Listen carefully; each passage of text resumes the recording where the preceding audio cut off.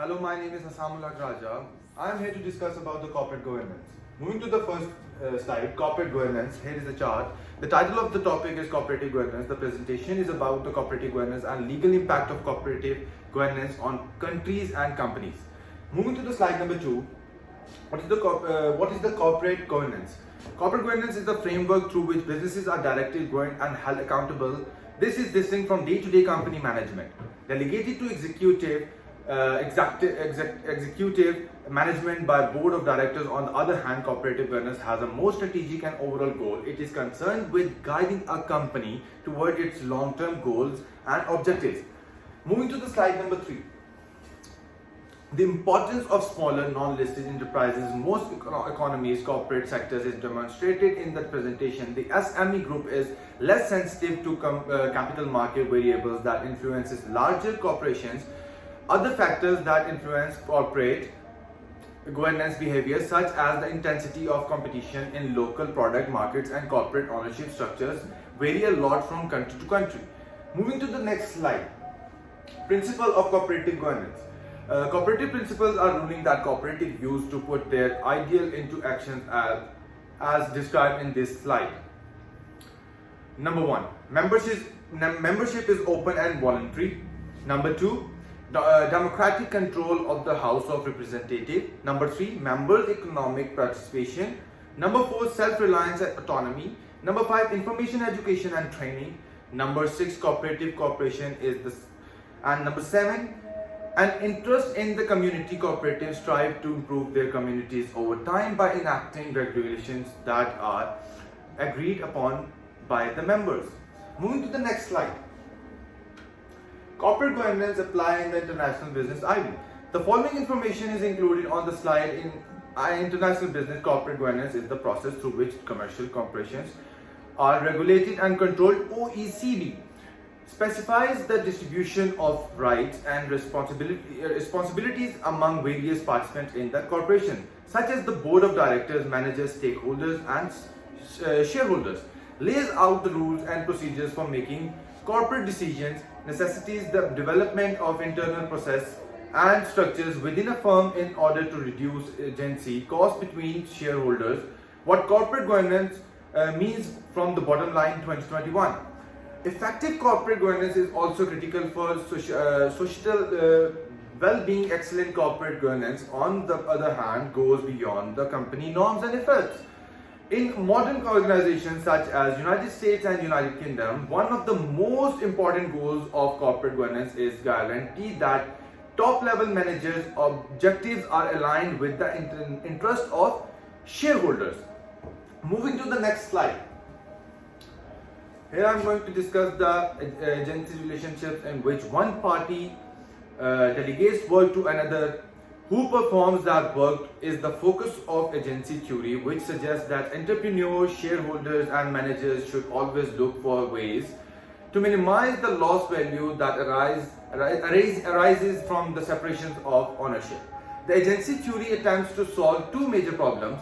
The first is the agency dilemma, which occurs when the principal's and agent's interests or aim clash, and the principal finds it difficult or costly to verify that the agent performed appropriately. Number 2, a risk-sharing issues arises when the principal and agent have opposing views on risk. Moving to the next slide. Legal issues of corporate governance. The corporate legal theory, these transactions must be distinguished from all others by using a different term such as cooperative acts or mutual ties. As several cooperative laws do, a member who does not engage in joint transactions with the cooperative is not fulfilling its institutional purpose or meeting with members' needs. On the other hand, the law can hardly state the precise extent of the obligation to transact, implying that in principle a sound solution to this problem, which would be to leave cooperative by laws free to regulate the matter, which making it mandatory for them to provide for the minimum extent to which cooperative members are obligated to transact with the cooperative, or at least for the minimum size to which cooperative members are compelled to transact with the cooperative, or at least for the minimum time to which cooperative members are obliged. Now moving to the next slide. country faces issues through corporate governance. In the preceding decades, the frequency of corporate fraud and governance failures that have dotted the global corporate map has resulted in correspondingly vigorously initiatives to enhance corporate governance practices. India's regulatory structure has been liberalized in order to bring it in line with developed countries' corporate governance standards. Even so, stakeholders continue to place high importance on building good governance and assuring the outcomes of such governance procedures. The following are the top 4 concerns influence India's corporate governance practices. Number 1, placing the board in the appropriate location. The relevance of the board of directors as a basis of sound corporate governance has already been discussed. The law requires a balanced mix of executive and non-executive directors, as well as the nomination of at least one woman director. In order to achieve this, a qualified, diverse and active board of directors would undoubtedly increase a company performance. Number 2, evaluation of the director. Despite the fact that director performance reviews are already part of India's legislative structure, the regulator has just recently become aware of them in January 2017. India's capital market regulators, SEBI, realized a guidance note on board evaluation. This memo covered a variety of topics related to performance evaluation, such as how to create objective, distinguished criteria and evaluate techniques. Number 3, true independence of directors. The most major corporate governance change was supposed to be the appointment of independent directors. Independent directors, on the other hand, have yet to have the impact that was envisaged 15 years ago. For its part, the regulator has tightened the requirements multiple times, including adopting a comprehensive definition of independent directors, specifying the role of the audit committee, and so on. Must Indian promoters, on the other hand, use a check-the-box strategy to get over regulatory constraints? Number 4, removal of independent directors. While independent directors have been generally criticized for playing a passive role on the board, instances of independent directors not siding with promoter decisions have not been taken well. They were removed from the position of promoters. Under law, and independent directors can be easily removed by promoters or majority shareholders. This inherent conflict has a direct impact on independence. In fact, earlier this year, even SEBI's International Advisory Board proposed an increase in transparency with regard to appointment and removal of directors. Now, moving to the next slide. Crisis between 2007 and 2008. During the global financial crisis of 2007 and 2008, government bailed out or refused to bail out an unprecedented number of financial institutions. According to new research, businesses' performance was substantially driven by their risk management and financial practices. Corporate governance influenced firm performance throughout the crisis. During the global financial crisis 2007-2008, government bailed out or refused to bail out an unprecedented number of financial institutions. Number 1, global credit market froze as a result of these institutions' failures, forcing government intervention around the world. While the macroeconomic variables at the heart of the financial crisis, for example, lax monetary policy hurt all businesses. Some were harmed significantly more than others till 2009. According to new research, the extent to which businesses were impacted by the financial crisis was substantially driven by their risk management and financial practices. Brunner Meyer 2009. Because firm risk management and financial practices are ultimately the result of cost-benefit trade-off made by corporate boards and shareholders. Kashyap et al. 2008. A crucial finding from these studies is that corporate governance influenced firm performance throughout the crisis. Now we are moving to the next slide. Impacts of COVID-19 McDonald's. Since COVID-19, corporate boards have had to make a number of difficult decisions about dividends, choosing a sum based on shareholders' expectations, such as McDonald's earning at the time. would normally be the straightforward matter, but in the aftermath of the crisis, options become a complicated matter of weighing and balancing many factors. The equity and symbolism of returning cash to shareholders at the time when employees were being laid off and furloughed, the reputation and signaling effects of maintaining the dividend, the potential future opportunities gained or lost by following or going against government calls for dividend cuts.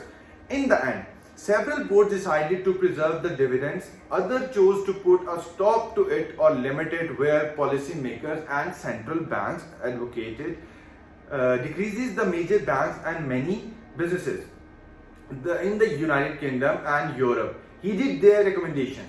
Despite authorities and experts contesting the legitimacy of the decision, the majority of large banks in the United States committed to preserve their payouts. Regardless of the end decision, getting there was a long and winding road. This is just one example of issues that have arisen as a result of COVID-19. Now we are moving to the next slide. Recommendations to avoid from legal issues. Number one, understand the good governance entails more than simply adhering to the rules. Number two, defines the strategic role of the board of directors. Number three, monitor the company's progress closely. Number four, recognize that the CEO is employed by the board of directors. Number five, understand that risk governance is a board responsibility. Number six, ascertain that the directors have all of the information they require. Number seven, create and maintain an effective governance infrastructure. Number eight, choose a competent chairperson. Number nine, create a skill-based bulletin board. Number 10, evaluate the performance of the board of directors and look for ways to improve. Now moving to the next slide. Legal issues for Honda Company. Licensing, patents and trademarks. Number third, employer terminations. Number four, misclassification. And number fifth, shareholders agreement. Now moving to the next slide. Analysis of legal instruments. Different jurisdiction has different rules about who can prepare legal documents. Non-lawyers are allowed to make their own wills and contracts in most states, but they are not allowed to enter the field of legal practice by paying third party to draw sophisticatedly legal instruments on their behalf that secure legal rights. Once a legal instrument has been given validity and legal effect, it is termed completely. Signed a contract, for example, completes the contract after the instrument can be used to prove the presence of such acts or agreements. Instruments were not considered properly executed until they were wax sealed or stamped in the past. This requirement made verifications and enforcement easier, but it has since been repealed in most American counties to make contracting easier. Now moving to the next slide, which is my conclusion. The presentation includes that the corporate governance framework should safeguard and facilitate the exercise of shareholder rights. Corporate governance should ensure the firm's strategic directions, effective managerial oversight by the boards, and the board accountability to the company and its shareholders. This paper covers the entire concept of cooperative governance as well as the 2007 and 2008 financial crisis. It also includes a discussion about COVID-19 and McDonald's, which I chose to go into length about owing to its current state of crisis. Honda was also picked as a case study for the influence of corporate governance concerns such as licensing, trademark, and so on, and its legal issues were briefly explored. Last but not the least, I've talked about legal options and dealing with these issues. Now, my next slide is over here is references, and thank you so much.